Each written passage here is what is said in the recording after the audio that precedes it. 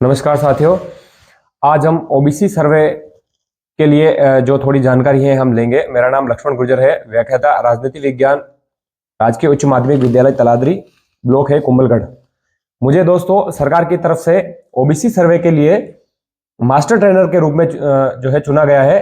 तो मैं आपको इस ऐप के माध्यम से आपको ऐप यूज करना बताऊंगा कि इस ऐप को कैसे यूज करना है। तो सबसे पहले जो भी प्रगणक हैं वो अपने अपने डिवाइस में राजधारा नाम का एक ऐप डाउनलोड करेंगे और उसके अंदर आपकी जो एसएसओ आईडी है उस एसएसओ आईडी और पासवर्ड को लॉगिन करेंगे। जो आपका वहां सरकार के द्वारा मैप किया गया है वो आप लॉगिन करेंगे तो आप इस सरफेस के ऊपर पहुंचोगे और ये सरफेस आपको बताएगा सेलेक्ट यूजर टाइप।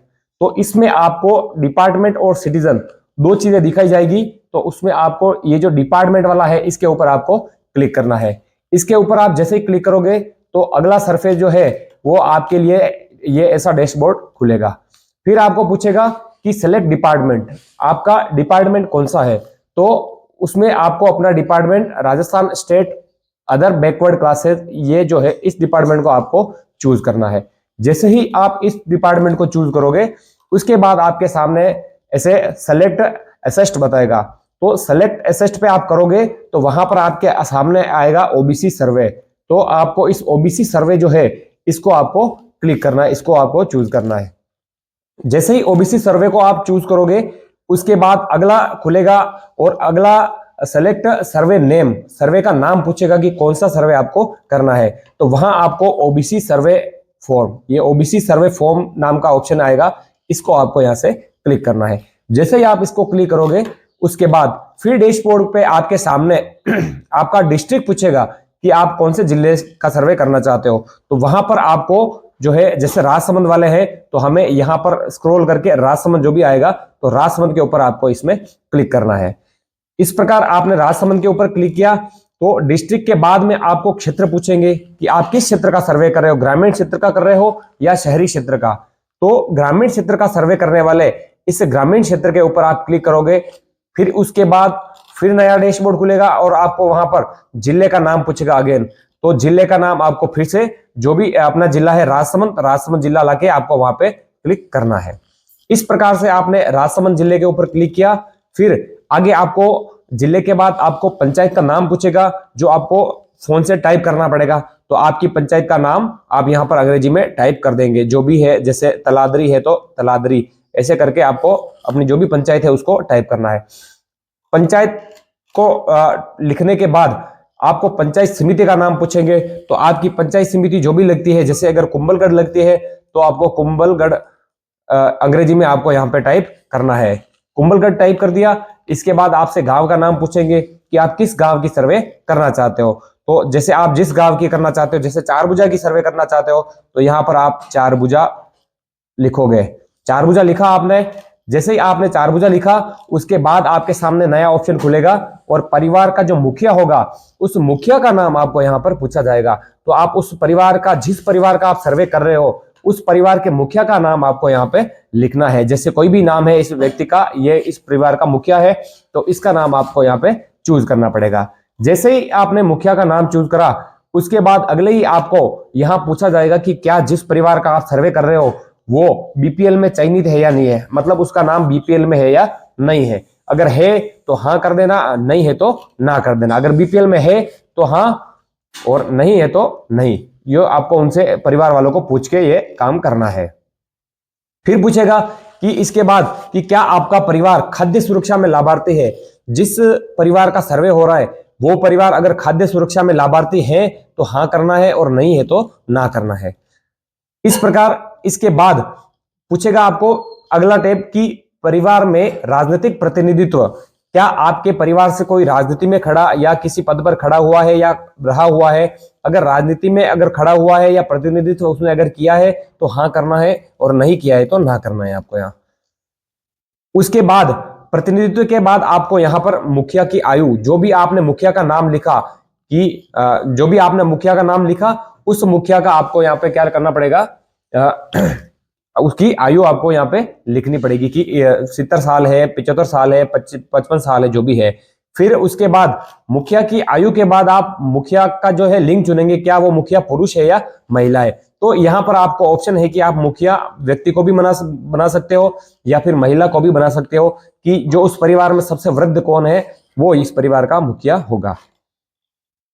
इसके बाद आप देखोगे कि अब जिस परिवार की आप सर्वे कर रहे हो वो ओबीसी में किस जाति में आता है। अब आपको यहां पर लिस्ट जो है खुलेगी पूरी जातियों की। अगर आपको पता नहीं है कि कौन सी जाति ओबीसी में आती है या नहीं आती है तो आप इस पर क्लिक करके आप देख लोगे, जैसे अहीर है, दाई माई है, उभयलिंगी, ट्रांसजेंडर है, ओड है, जो भी है, जैसे गुजर है, कोई भी है, तो इसमें सारा इसमें आ जाएगा। तो उस जाति को आप जिस परिवार का सर्वे कर रहे हो उस परिवार की जाति कौन सी है वो आपको इसमें सेलेक्ट करनी है। इसके बाद में जाति सेलेक्ट करने के बाद में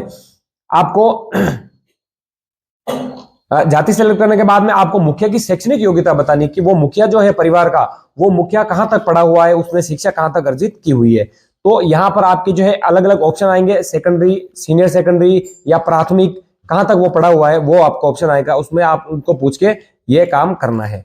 सेकेंडरी वगैरह आपने कर दिया, फिर मुखिया की आजीविका पूछी जाएगी कि मुखिया करता क्या है वर्तमान में, कहीं नौकरी करता है या खेती करता है या स्वयं का कोई व्यवसाय है या फिर मजदूरी करता है। इस प्रकार से आपके सामने ऑप्शन खुलेंगे तो आप उनसे पूछ लेना। अगर खेती करने वाला होगा तो आप कृषि के ऊपर सेलेक्ट कर लेना, कृषि के ऊपर सेलेक्ट करेंगे।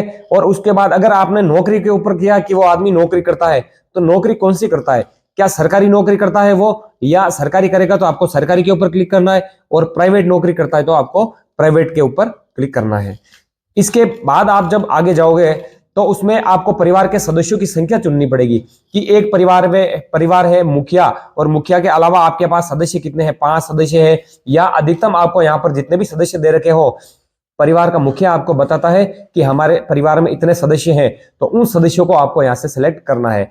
अब आप यहाँ जितने भी सदस्यों को सिलेक्ट करोगे तो उन सभी सदस्यों की फिर से जैसे अपन ने मुखिया की सारी जानकारी भरी वैसे आपको यहाँ सारी जानकारियां भरनी पड़ेगी। जैसे यहाँ परिवार के सदस्यों की संख्या मानो कि 1 पर रखा है तो पहले सदस्य, अब पहला सदस्य जो है 5 सदस्य है तो 5 में से पहले सदस्य की सारी चीज भरनी पड़ेगी। पहले सदस्य का नाम क्या है, जैसे कि यहाँ पहले सदस्य का नाम राम है तो राम, फिर राम का नाम भरा, तो राम का नाम भरने के बाद फिर मुखिया से संबंध पूछा जाएगा कि जिस हमने मुखिया का नाम लिखा उस मुखिया से उसका क्या संबंध है, क्या वो उसका पुत्र है या पुत्री है या उसका पति है या उसकी पत्नी है, क्या है, वो सारा हमें इसमें भरना पड़ेगा। तो मुखिया से संबंध भरा और संबंध के बाद में जो है पहले सदस्य, जो सदस्य की बात कर रहे हैं, पहले सदस्य की जानकारी हम भर रहे हैं, तो पहला सदस्य है उसकी आयु भरनी पड़ेगी कि पहला सदस्य अगर पुत्र है तो पुत्र की आयु कितनी है, पुत्री है तो उसकी आयु कितनी है। ये फिर पहले सदस्य की आयु चुनने के बाद आपको पहले सदस्य का लिंग चुनना होगा फिर से वही कि पहला सदस्य पुत्र है तो पुरुष होगा, पुत्री है तो महिला होगी, पति है तो पुरुष होगा और पत्नी है तो महिला होगी। ये आपको वापस पहले सदस्य का इसमें चुनना पड़ेगा।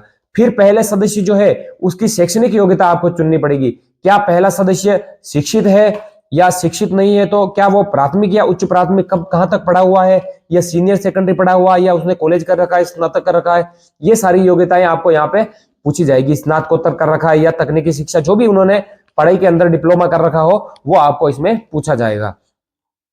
तो वो शैक्षणिक योग्यता भरने के बाद फिर पहले सदस्य की आपको आजीविका का साधन कि पहला सदस्य क्या कर रहा है, जो पुत्र है नौकरी कर रहा है या कृषि करता है या खुद का बिजनेस है या मजदूरी करता है, या इसके साथ में आपको और ऑप्शन भरने मिलेंगे कि छोटे बच्चे जो है वो अगर कुछ नहीं कर रहे हैं, अभी वर्तमान में पढ़ाई कर रहे हैं, तो उनके लिए आपको क्या करना पड़ेगा वो भी आपको हम बता देंगे।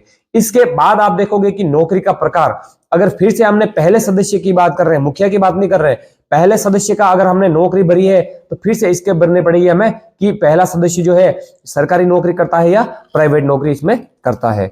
इसके बाद आपने ये सारा भर लिया, उसके बाद आप जो है सरकारी नौकरी के बाद आप यहाँ पर जो गेट लोकेशन का जो ऑप्शन आ रहा है आपको, क्योंकि ये सर्वे डोर टू डोर जाके करनी है, जिस परिवार की आप सर्वे कर रहे हो उस परिवार के घर के वहां जाके करनी पड़ेगी। वहां जाके ये सारा भरने के बाद आप फिर गेट लोकेशन के ऊपर करोगे तो यहाँ पर जहां पर आप वर्तमान में खड़े हो, जहां से खड़े होकर आप सर्वे कर रहे हो, तो वहां की लोकेशन आपको यहाँ पे, आपकी लोकेशन वहां पे यहाँ पे जो है फीड हो जाएगी। इसके करने के बाद, लोकेशन करने के बाद आपको यहाँ पे सबमिट करना है। अगर आपने एक सदस्य भरा है तो ये काम आपका हो गया। अगर आपने यहाँ 5 सदस्य भरा है और उस परिवार के अगर 5 सदस्य है तो पांचों सदस्यों का भरना पड़ेगा कि लिंग क्या है, उसकी उम्र क्या है, शैक्षणिक योग्यता क्या है, वो काम नौकरी करता है तो सरकारी क्या। इस प्रकार आपको पूरा फॉर्म, एक परिवार का एक फॉर्म आपको यहाँ पे भरना है और उसके बाद आपको यहाँ पे सबमिट कर देना है। जैसे आप सबमिट करोगे यहाँ पर सक्सेसफुल का ऑप्शन आ जाएगा, ऐसा राइट का निशान आ जाएगा और उसके बाद आपका जैसे आप वापस इसको खोलोगे तो आपके परिवार का इसमें एक जो है जिसकी आपने सर्वे करी है उसका आपको यहाँ पे बता देगा। ये आपके एक परिवार की जो है सर्वे हो गई। उसके बाद अगर आपको दूसरे परिवार की सर्वे करना है तो उसी डैशबोर्ड पे आपको प्लस का निशान दिखेगा। ये जो प्लस का निशान दिख रहा है इसके ऊपर आप प्लस का निशान के ऊपर आप अगर क्लिक करोगे तो आपको ये जो डैशबोर्ड है पूरा वापस ठेठ कहां पे लेके आ जाएगा, इसको बिल्कुल एक नंबर पे आप लेके आ जाएगा। यहाँ सेलेक्ट सर्वे, फिर से आपको यहाँ पे डिपार्टमेंट सेलेक्ट करना होगा और दूसरे परिवार का सर्वे अपने आपको इसको यहाँ करना पड़ेगा। तो इस प्रकार से हम इस ऐप के माध्यम से हम ये कर सकते हैं। और ध्यान रहे कि जो सारे परिवार के सारे सदस्य हैं, सारे सदस्यों का मेंशन इसको इस सर्वे के अंदर आपको करना है। और एक सबसे बड़ी बात कि जैसे कि यहाँ लोग रह रहे हैं, वो लोग जैसे यहाँ के निवासी हैं वो लोग बॉम्बे वगैरह काम करते हैं तो उनकी सर्वे भी अपने को यहाँ पे करनी है। अगर बॉम्बे शिफ्ट हो गए हैं परमानेंटली और वो यहाँ अपने गांव में वापस नहीं आएंगे अब आज के बाद, तो उनकी सर्वे आपको नहीं करनी है। होता है हमारे क्षेत्रों में, जैसे कि हम देखते हैं कि कमाने के लिए, आजीविका कमाने के लिए हमारे बड़े बुढ़े या जो बच्चे होते हैं वो बॉम्बे या सूरत की नौकरियां करने के लिए वहां जाते हैं बाहर। तो ऐसा नहीं है कि उनकी सर्वे नहीं करनी है, उनके मुखिया से मिलो आप और मुखिया से मिलने के बाद परिवार के जितने भी सदस्य हैं, सारे सदस्य हैं, उन सभी सदस्यों की सर्वे इसमें करनी है, चाहे वो बॉम्बे हो, अहमदाबाद हो, मुंबई हो या कहीं और जगह नौकरी करता हो। तो इस प्रकार से आपको इस ऐप के माध्यम से आपको सर्वे करनी है। और अगर आपको इसके बारे में कोई भी जानकारी चाहिए तो आप कमेंट जरूर करना और आप जो है मैसेज करके आप हमसे पूछ सकते हो। और आपके जो भी सर्वे करने वाले आपके साथी हैं, परगणक हैं, उनको ज्यादा से ज्यादा ये वीडियो शेयर करें ताकि उनको भी इस मामले में थोड़ी जानकारी हो सके। धन्यवाद।